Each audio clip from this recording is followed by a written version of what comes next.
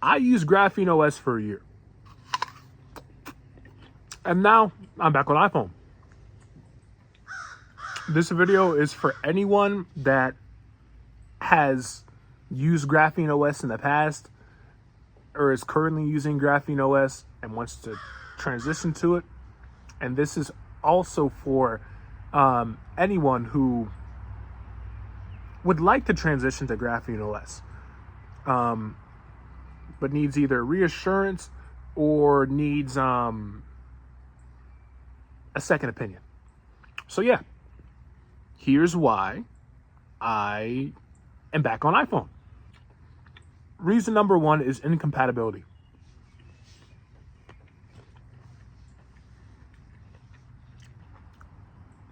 GrapheneOS, if you could not tell,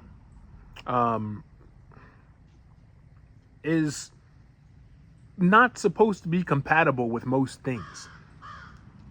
It runs mostly off of free open source software and is generally meant for developers and people who are doing like stuff where they need privacy, but they also need like Android. So based off of that, things are not compatible on that app, especially banking apps. If you're expecting to use Zelle on GrapheneOS, no. That's where I really made my decision to go back on iPhone. Zelle was not working. At least in my experience, when I opened my banking apps and attempted to use Zelle to send other people money, I could not. I could not use Zelle. I could not use Apple Cash. And PayPal barely worked. But PayPal, they have their own separate issues. I don't really like PayPal.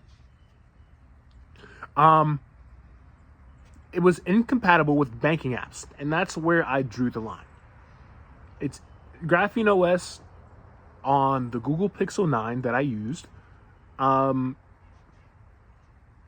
was really not compatible with any of the banking apps that I like to use.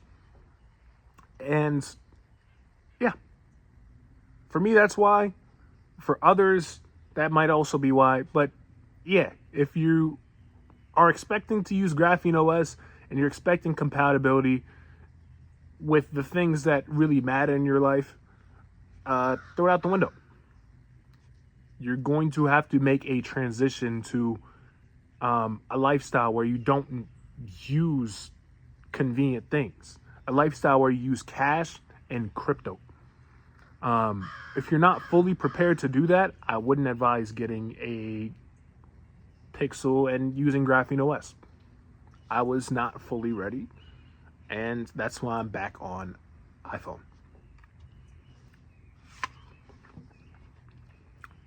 The second reason that I'm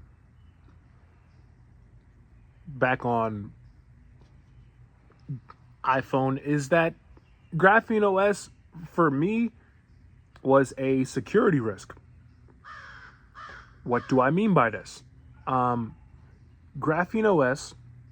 if you've looked into it, which I assume you have, is an open source project, meaning that as much as they do development and security updates, constant security updates, the entire project is open source, meaning anyone can access the code, reverse engineer it, and hack into anyone's phone.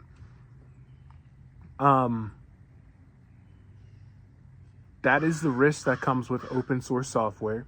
And that's why I've transitioned away from open source software. It's not secure.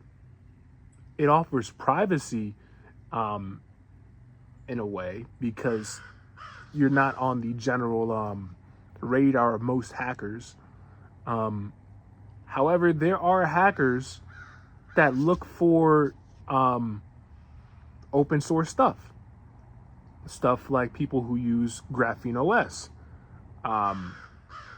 Stuff like people who use Linux.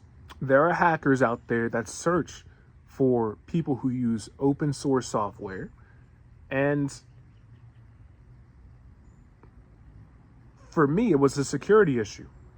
I have photos that I wish to protect, sensitive information like IDs, and on GrapheneOS, I did not feel safe putting it on there.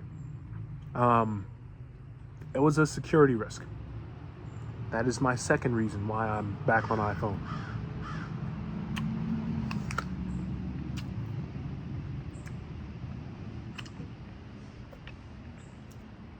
The third risk, and this is one that really annoyed me, and this is why I really wanted to come back to iPhone.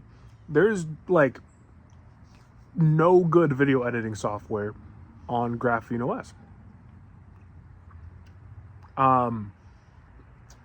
Computers, on Linux computers and regular computers, there's DaVinci Resolve, which is a very good video editing software that's free and open source, from what I know. But on GrapheneOS, there's not really any good video editing softwares. If you have one, you can put it in the comments, but even for basic, simple video edits like trims, like muting videos, like resizing videos, like there was nothing for that. On iPhone, it's built in. There's iMovie. There's a bunch of different things on iPhone that you can use, and they're all good. There's paid ones too on the App Store. Yeah, that's really why, a huge reason why I came back. I was recording videos like this one, and I could not edit them. It was a nightmare editing these videos and attempting to put them onto YouTube. It was very inconvenient to edit videos. That is my third reason why. And I'll transition into the fourth reason. I needed convenience. When you buy a phone like the when you buy a phone like a Google Pixel and install GrapheneOS on it, you are sacrificing convenience. I knew that going into it. However, I was not fully prepared. And as a result, I'm back. When you're using GrapheneOS and when you're transitioning to GrapheneOS, you need to be fully aware that you are sacrificing convenience. In every sense. Texting is inconvenient. Calling is not really inconvenient. Virtually everything is inconvenient on GrapheneOS. The only thing which I can think wasn't inconvenient was checking my email, because I had Proton. Anything Proton will work flawlessly on GrapheneOS. Even the backing up photos, it works. That's why I transitioned back.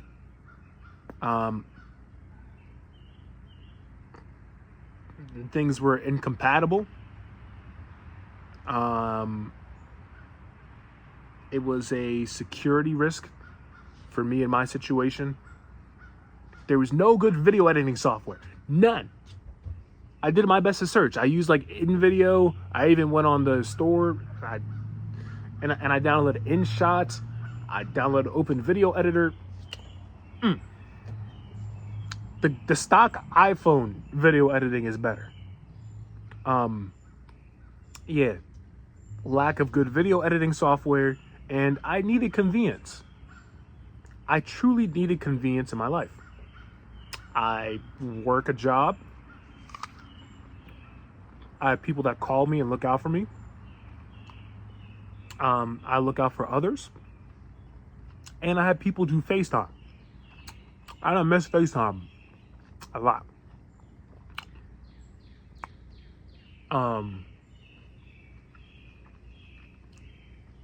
So yes, if you intend to move to GrapheneOS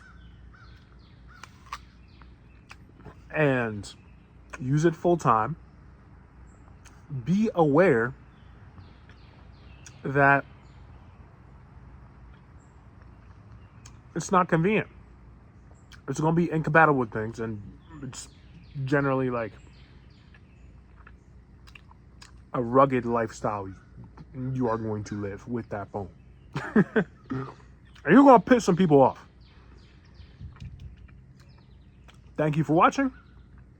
And this has been the video.